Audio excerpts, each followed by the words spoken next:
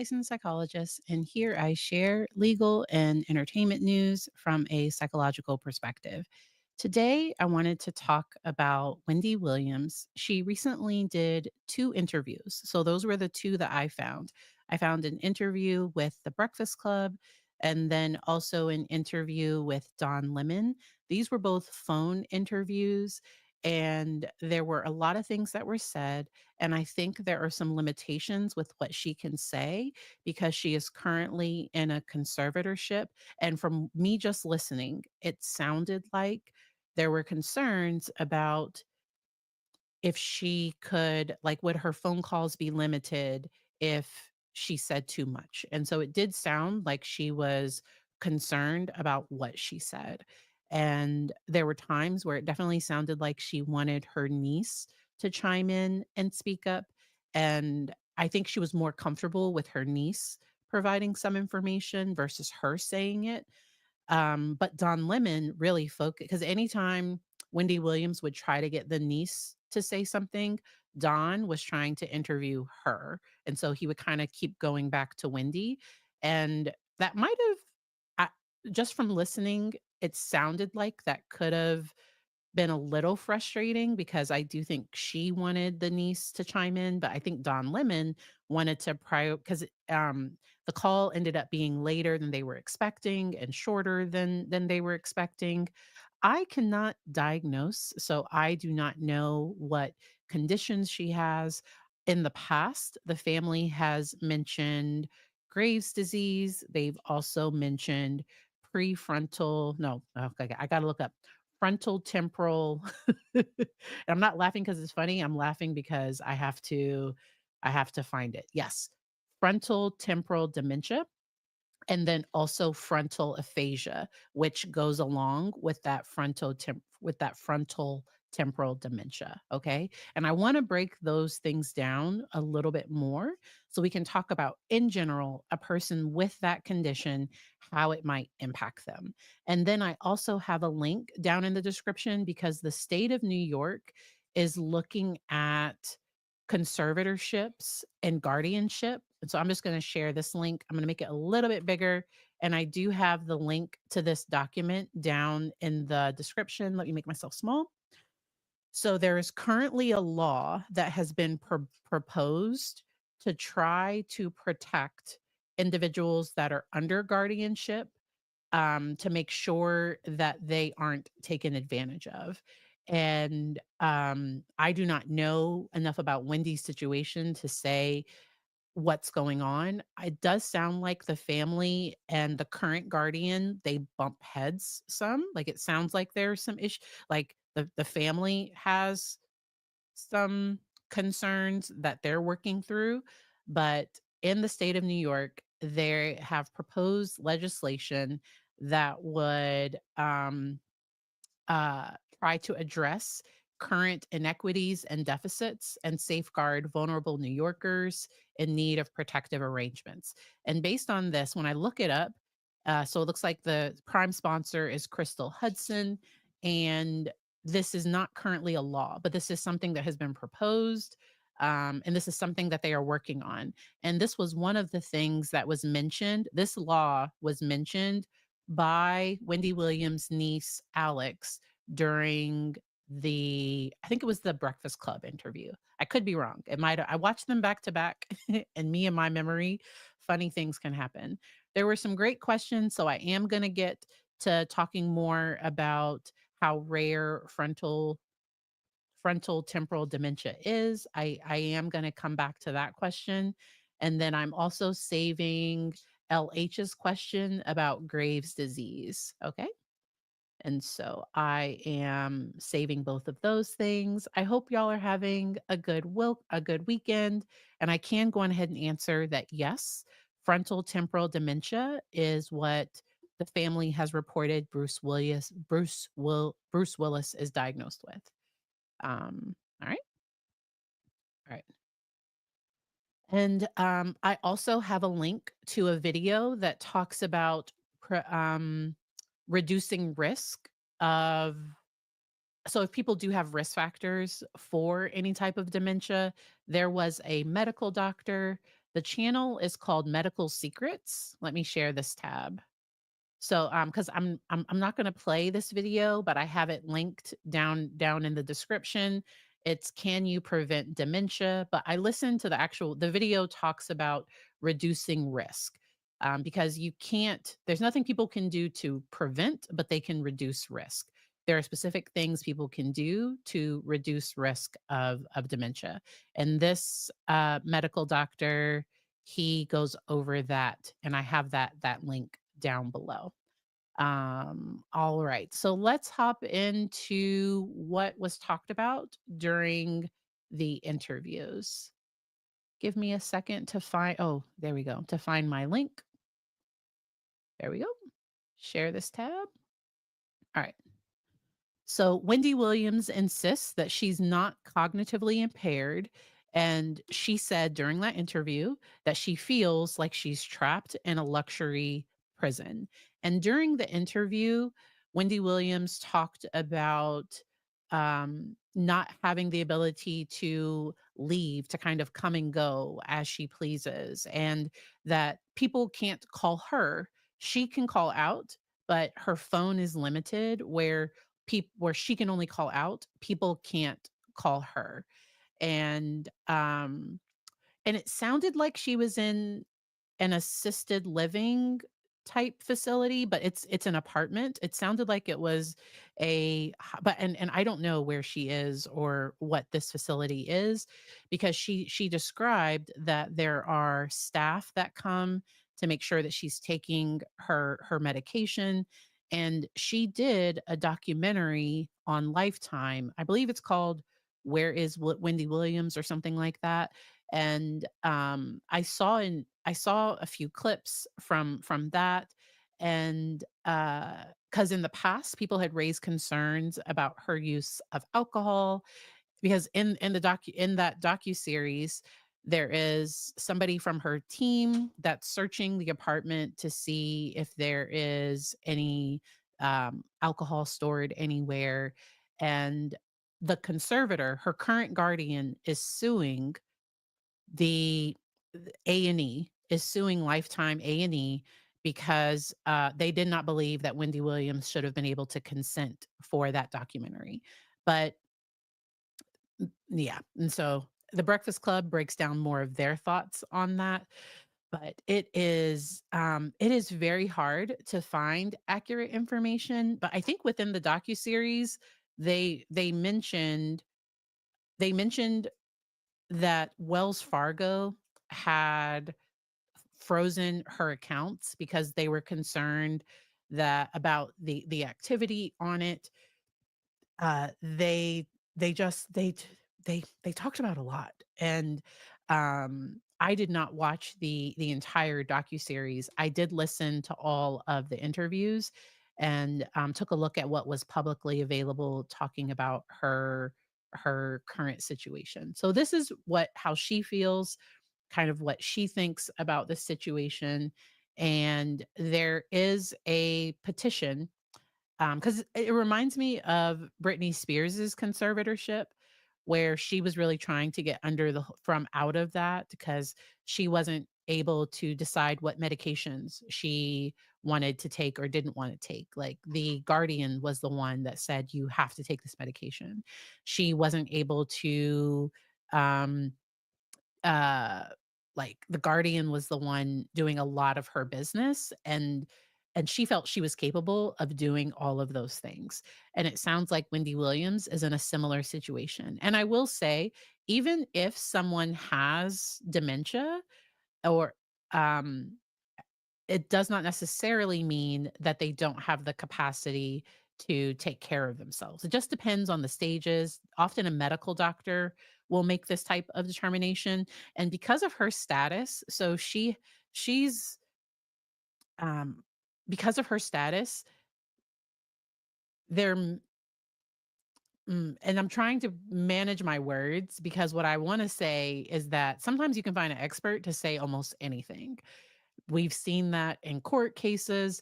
And so, um, and frontal temporal dementia is difficult. I want to get through this and then we'll break down that particular diagnosis a little bit more in just a moment. All right, let me get back to this article. All right. Former talk show host Wendy Williams told the Breakfast Club radio show Thursday morning. I'm trying to make this a little bigger. There we go. There we go. Um, that she's not cognitively impaired, as her guardian has alleged, saying through tears that she's being kept in a luxury prison with only limited contact with her family. When Williams, who retired from the public eye in 2022, so she used to have a talk show. She used to have, and to me, she's always been pretty eccentric. She's been pretty unique. It was my understanding that she lost a position because of some things that she was saying about Diddy that now we like, mm, mm, some of those things might have been very true. And so, it can be difficult it can just be difficult because some of the signs of frontotemporal dementia is kind of erratic, certain types of behavior, but there can be a lot of different reasons for this type of behavior. It's often diagnosed by a neurologist, by a neuropsychologist. There's often brain imaging. There's normally a team of people that are taking a look at just what's going on, and often the family will say that there was a significant shift or a significant change in the person's personality. All of a sudden, someone who never cursed, they were always pretty quiet and reserved. All of a sudden, they're cursing like a sailor, and they're getting they're getting verbally aggressive, they're yelling, screaming, they're starting fights in bars, and because of the parts of the brain that frontal temporal dementia impact. And so, all right, let's go. All right. And at one point during the interview, Williams painted a bleak picture of her everyday life. And so she talked about being in the facility with other people that are older than her, and she really felt that that they were more physically impaired and more mentally impaired than she is, and she didn't have peers that she could really connect with. And so she mentioned, I have breakfast, lunch, and dinner right here in my bed. I also watch TV, listen to the radio, look out the window. I talk on my phone.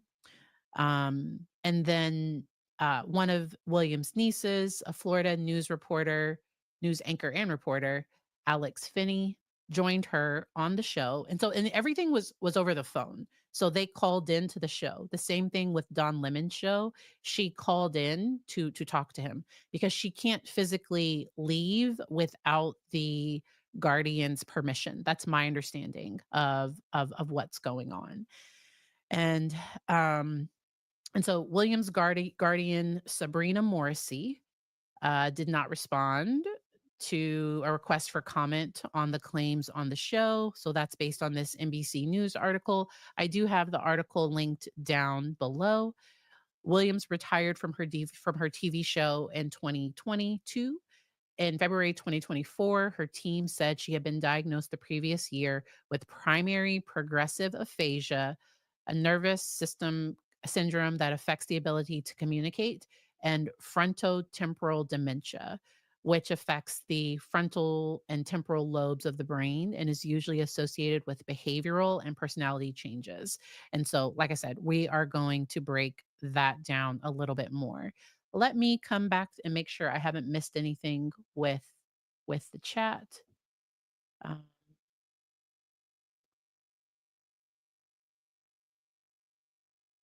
all right. I did not miss anything. Good, good. So, all right. Now, my thoughts on the interview, because somebody asked, what were my thoughts of her communication and just how she was speaking? What were my thoughts about it? And I am not her doctor. I can't assess her based on a 15-minute phone conversation. And I don't know how much she prepped for this conversation, for this interview, because it did seem like there was a particular narrative, because I think she wanted the world to know that she is trying to maybe get out of the conservatorship, or she's trying to have some more freedom, some more say in her care. It sounded like she wasn't understanding why she was taking certain medications. Those were things that she said, in the interview. And um and the courts, it's my understanding from the Breakfast Club. So the Breakfast Club researched things, and it's my understanding that the judge, that there were some concerns about her conservatorship. And okay, so what I heard on the interview. So this is there might have been some concerns that there was a judge in New York that had that possibly their relationship with the conservatorship lawyers might have been a little sketchy. That's how I'll say it. And she does have a son, and she recently went to his graduation. She talked about buying him a car, which means the guardian allowed her to buy him a car, and the guardian had to approve her going to his graduation, and the guardian did approve. But her father's birthday is coming up, and at this point, she wasn't sure if the guardian was gonna give her permission to go see her father. Like she has to get permission for everything. And during the interview, they talked about she likes a particular type of water, and like she only drinks this one I think it was like polar something, polar ice. I don't know. She drinks this one particular type of water, and she's not able to just order it or to get it. The guardian has to provide everything for her.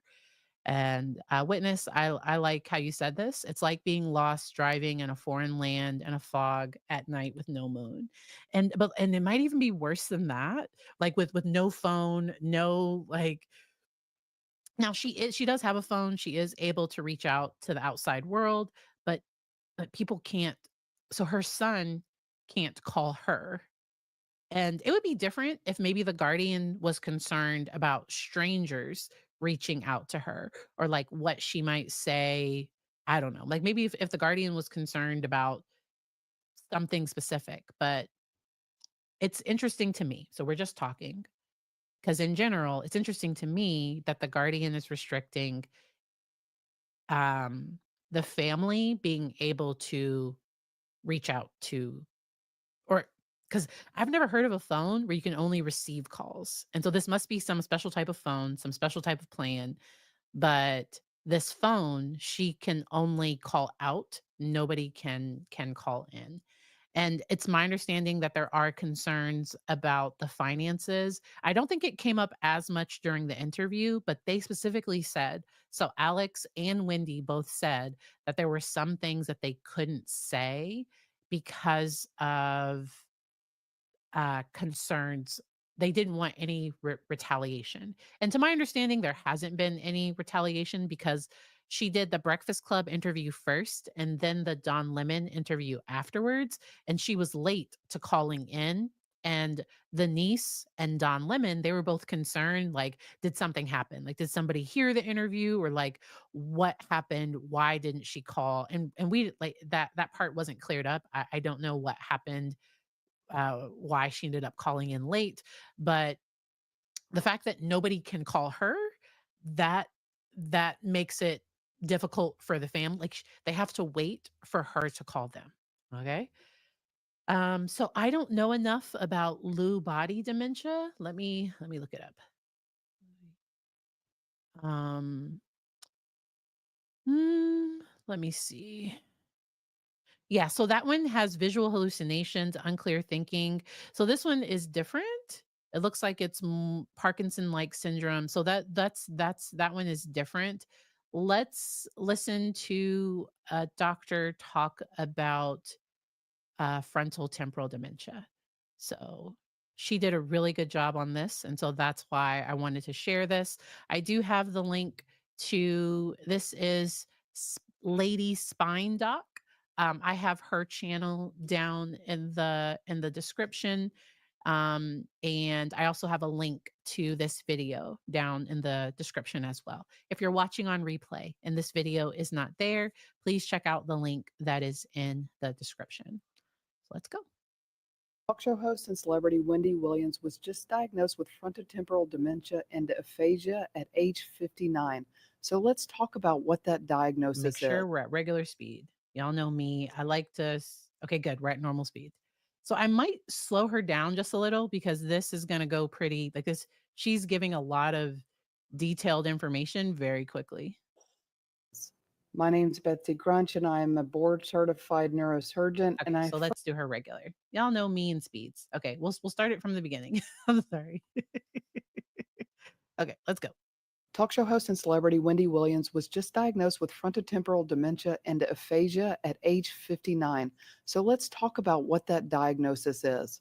My name's Betsy Grunch, and I am a board certified neurosurgeon. And I first want to say my thoughts go out to Wendy, her family, and her fans with this diagnosis that her family announced this week. Many of you may know Wendy from her popular TV show that aired for 14 seasons and ended in 2022. My best guess is that the show's end had to do something with her health conditions. Frontotemporal dementia is a term that identifies a group of brain diseases that involves deterioration of your frontal and temporal lobe. These are areas of the brain that are associated with personality, behavior, and language. There are subtypes of this disease which include primary progressive aphasia, which is reportedly what Wendy is suffering from. This affects the person's ability to speak and understand language. Patients with frontotemporal dementia can experience changes in their personality, impulsive behavior, and emotionally muted. It can be misdiagnosed as a mental health condition or even Alzheimer's disease. But unlike Alzheimer's disease, this affects people younger in life, with the average age being about 58. It often begins between ages 40 and 65. Wendy is 59 years old. And you may remember that actor Bruce Willis was diagnosed with the same disease at age 67. We don't know the cause of frontotemporal dementia, but we do know that over 50% of the time there is a genetic association. These patients can demonstrate a lack of inhibition, meaning you don't have a filter for things that you might say. They can have impulsive actions or behaviors like shoplifting or gambling. It can be apathetic, meaning they have a loss of motivation, and can be misdiagnosed as depression. A loss of empathy may make them seem cold or uncaring. And in patients that suffer with aphasia as a component of it, they may have trouble making words or making full sentences. They may also have trouble understanding speech, like not understanding what people say to them. It's diagnosed by a neurologist who can perform a detailed history and physical examination, order appropriate imaging studies, and do other laboratory tests to rule out other conditions. Unfortunately, there is no cure for this condition, and the treatment is just supportive, and patients typically progress over time. This is such a tough diagnosis for a person like Wendy, who is so energetic and full of life. I hope her diagnosis will raise more awareness about this condition. Talk show host. All right. And so you all had a lot of good questions in the chat. So okay. So I will put a link to this down because so I just Googled Sabrina Morrissey and uh her role in Wendy Williams' conservatorship. This is based on this source. In 2022, she was appointed as Wendy Williams' legal guardian, a role that granted her control over the star's finances, healthcare, and personal decisions. This legal arrangement came after a public feud between Wendy and Wells Fargo, along with her former financial advisor, Lori Schiller. Wendy accused them of conspiring to mismanage her finances, leading to her placement under guardianship. According to Wendy's former attorney, the guardianship was less about protecting the TV star and more about, oh, okay, well, that's what, so there's, so they had, so some people had some speculation about some stuff. And so there have been allegations of all kinds of stuff. And so I will put the link to that article down in the description. So all right. I'll put it in the chat too, and we'll also do that. So let's learn a little bit more about frontal temporal aphasia because frontal temporal dementia. And then she also has the frontal temporal aphasia. I wanted to talk about that too. Frontal temporal aphasia. Okay. All right. So let me just get my screen ready to share. All right.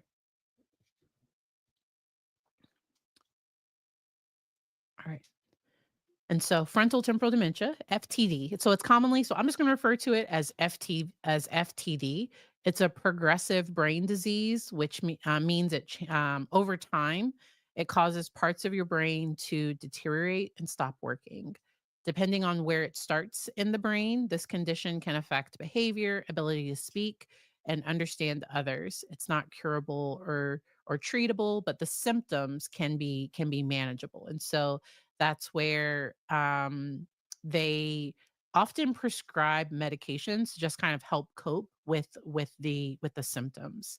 So FTD refers to a group of diseases that involve the deterioration of the brain's frontal and temporal lobes. As those areas deteriorate, the individual loses the ability to control those parts of the brain. People with FTD commonly lose control over their behavior or ability to speak and understand spoken language. It is often diagnosed young, and so this is a type of dementia that I think the average onset is around 55. So it is frequently diagnosed young. People with FTD can fall under one of three common groups. Two of these are subtypes. And so she has been diagnosed with the primary progressive aphasia. PPA is a degenerative brain disease. Despite its name, it's very different from the condition. So aphasia from conditions like stroke affect the ability to speak.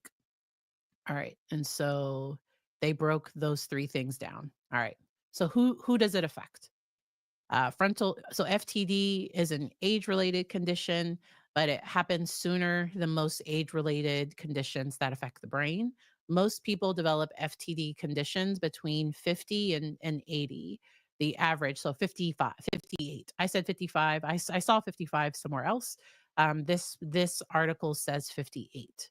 Overall, FTD appears to affect males and females equally. However, the three conditions under FTD don't affect people assigned male at birth and people assigned female at birth equally. So males are more likely to develop okay, so I'm gonna go back up. So the behavioral variant and the somatic variant primary progressive aphasia. Okay. And females are more likely to develop the non-fluent agrammatic primary progressive aphasia. So females are more likely to get that variant. And so these are some big words. That type of degeneration. FTD is also common that it can run in families, with about 40% of cases happening with people with a family history of FTD. And that's where the video that talks about ways to prevent, because there are ways that we can strengthen the brain, that we can strengthen those areas of the brain. And that Medical Secrets channel had some information about reducing risk factors for dementia.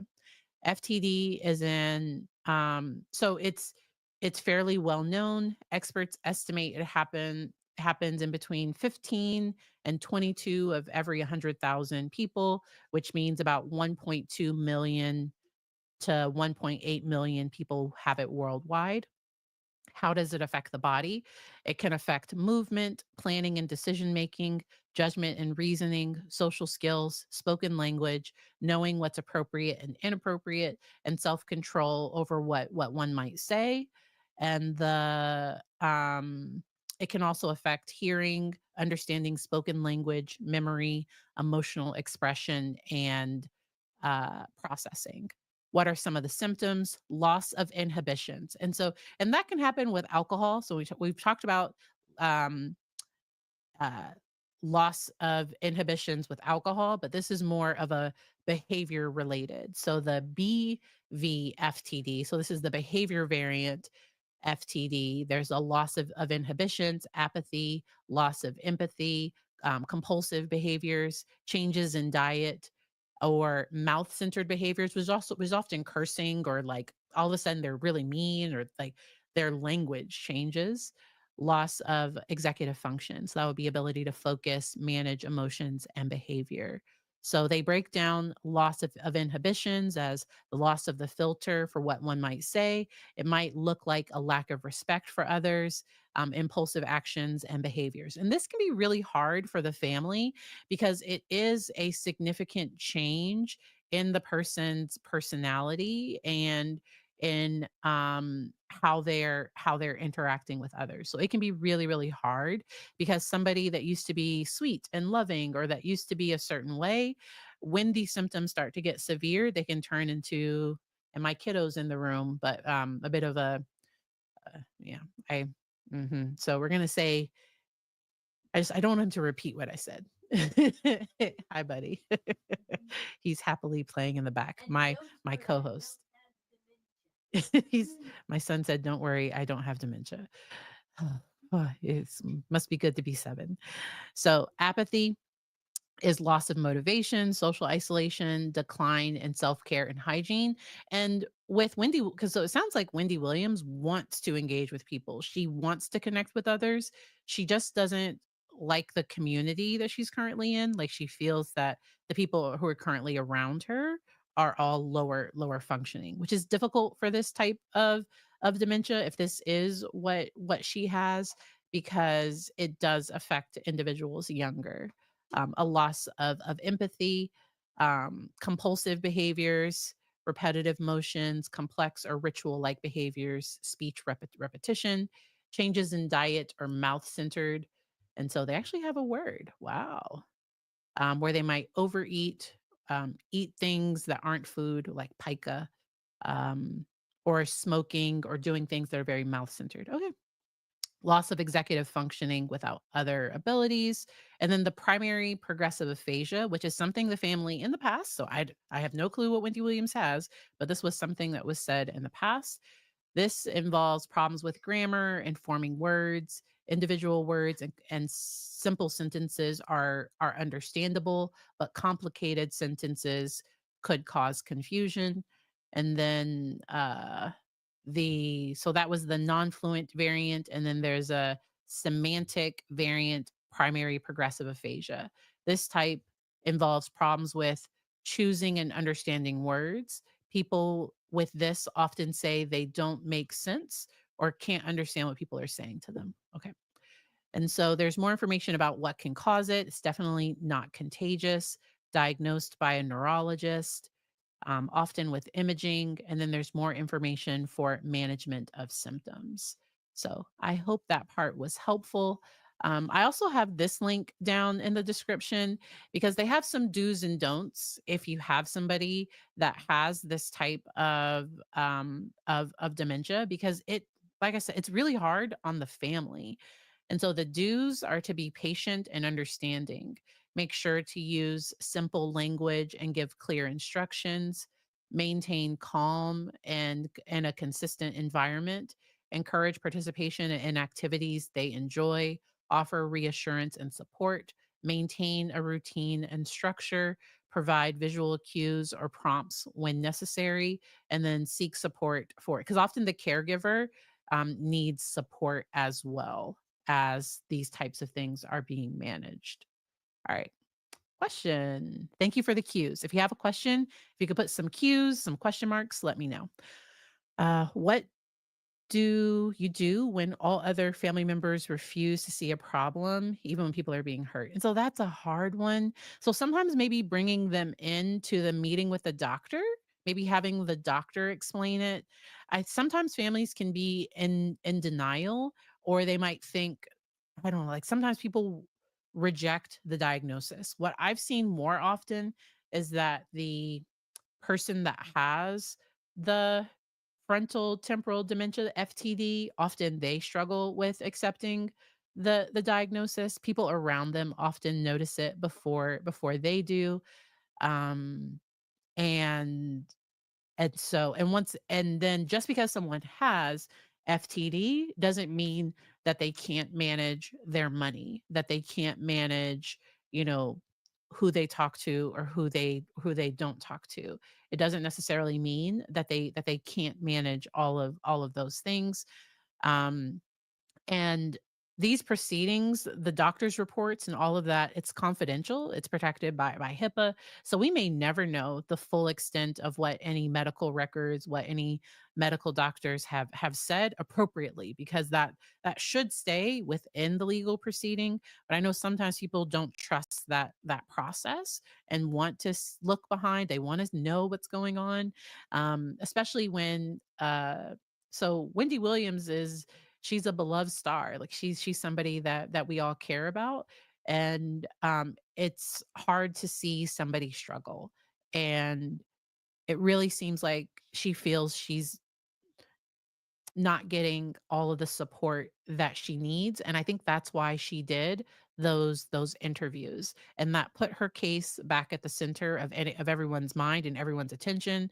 Really, the way that I think Britney Spears got out of her conservatorship was the Free Britney movement. Like, I really think that movement is what helped bring everything to light and help make sure that she, wasn't being financially taken advantage of. Um, this type of diagnosis is difficult, and as I mentioned before, I can't say whether she's cognitively impaired or not. I All I noticed during the interview is she seemed to understandably be concerned that the things she said might be used against her later by the guardian. And so that was one of the biggest things that I saw. Um, why can't Wendy be with her family? And in the documentary, so in the Lifetime documentary, it sounds like they wanted her sister to be her guardian at some point, and being someone's guardian is intense. Like, it is, you have to tell them no, and so I don't know what happened with the process with a family member potentially being I don't know what happened with that process. The court appointed the independent, um, the court appointed Sabrina Morrissey to be her court appointed guardian. It is very complicated. Ooh, all these questions. What if there's Oh, probability it'll so that's where you have to talk with the medical providers, the medical treatment team that's working with the family. Yes, yes, yes. Welcome, welcome. Go ahead and start it back from further and catch up with us. Or you can check out the description to understand what we are talking about today. Um why can't she be with family? And so I don't know all of the behind the scenes of this. I think some from the documentary, it looked like there were a bunch of charges being made. And so it's my understanding the bank thought they were acting on her best interest when they froze the account. And yeah, because and so that's where I don't know if maybe there were excessive chart I don't know. So I don't know enough about that to really dive into that. Isn't it true with dementia that those moments of clarity can provide false sense that the person is okay? And FTD, the difficult thing about this form of dementia is it isn't a loss of memory necessarily. So other forms of dementia or like Alzheimer's or other types, when you think of dementia, you often think of the person losing their memory, not, forgetting how to get home. You often think of those types of things.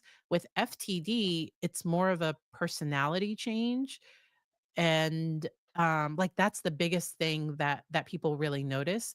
The person often loses the ability to manage and control their behavior, which I think might be why um a doctor may have recommended in a situation like this, it may get to a point where a doctor recommends someone else stepping in. So let's say, so I've worked with people in the past where we had concerns.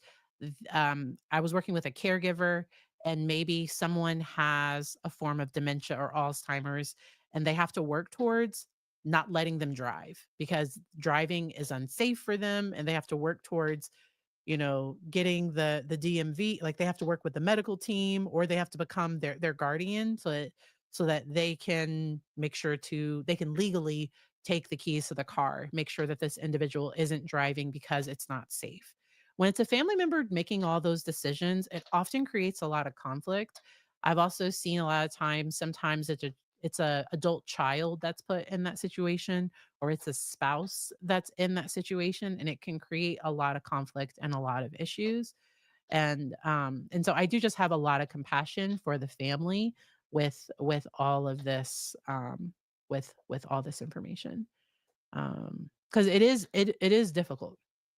Um, and so I hope, Marissa, I hope I answered your question that Sabrina Morrissey is the guardian. Um, and Wells Fargo was never the guardian. So this was court appointed by the state of New York. That's my understanding. Um, all right. Uh, and I could be wrong. Like, y'all can correct me in the chat if I'm wrong. I'm catching up on the chat. Loss of faculty because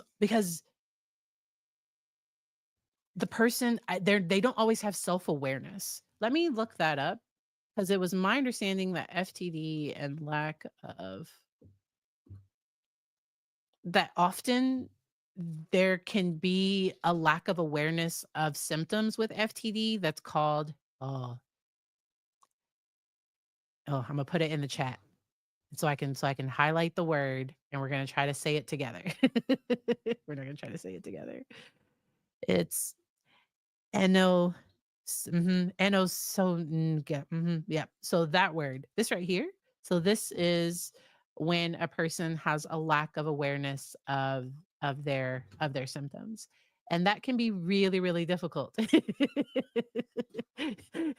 Anos so so I need to hear if I heard somebody say it, I could say it. I can't say this word. Not my dyslexia and nope. I'm not able to say this one today. Um, but it can be common, and I don't know if when, but what that um, is a lack of insight or awareness of someone's own condition. The niece had been with her, and so the niece was saying that she's doing well and that things because I think the niece had I think the niece had visited her and stayed with her for a period of time, and so the niece is saying that she's doing well, and I don't know. So this isn't like she would have to be assessed. They would have to compare, because sometimes this can be progressive, and they would compare how much how have these areas been impacted since the 2022 scan or whenever the last scan was. You would, take a look at their behaviors. How have they been getting along with staff? How are they getting along with family? And you would kind of go from there. All right. All right. So that's that. Yeah, exactly. All right. Yay. Question. My doctor says that it's often easier for patients who have or do not know that they lost the faculty versus ones who do. Because there can often be a depression. So I work with people that where the family member knows that they have Alzheimer's and they're aware that they're forgetting and that they're not able to do the things that they used to do. And they can get lost in a store that they've been to, weekly for the last 20 years or something. And so when someone is aware of the deterioration, it can often make things a lot more painful. But the lack of awareness often makes it harder for the family. I'll be honest. It often makes it way, way harder because when the family tries to set limits or boundaries. So the family might say, because let's say the person, every time they go to the store, they're spending $5,000 and that's way too much. That's way out of their budget. They have no impulse control. They're buying everything they see. That's gonna cause more issues. And I think conservatorships can happen. So I've worked with clients that have adult children with severe mental health or severe mental conditions, and they normally don't. So a conservatorship is often involves money, I think. I'm not a lawyer, so please ask that question to a lawyer. But with guardianship, I've often had clients seek legal or medical guardianship so that they could be included in conversations, or they can be included in treatment planning, or so that they can make appointments, and they can facilitate whatever care and services their adult child or their spouse that maybe had a stroke and isn't able to do these things for themselves anymore. I've seen that. I've seen that happen. Um, yeah. Yeah, Sarah, that situation is very sad. Um, and uh Because when there's that lack of awareness, the family often has to put a lot more safeguards in place, which is why I understood witnesses' question about, because sometimes the family can almost be in denial, and there's no like diagnosis for that, but sometimes the family can, where someone's like, "Oh, they're fine," and other people are like, "No, like they're really struggling." And the issue with alcohol, and so I think during the interview, Wendy Williams denied having any alcoholism. She also mentioned having a very difficult divorce, and, sometimes there can be behavior changes after a major stress or after a major crisis, but, um normally, this is diagnosed by a neurologist that looks at the brain, that's looking at imaging, and they can often compare it over time and see, are these areas showing change? And and then it often is FTD when you're seeing those changes. All right. I'm very nasally. So I don't have a cold, but I am very, very nasally today. It was cold outside, but yeah, I am very, very nasally today.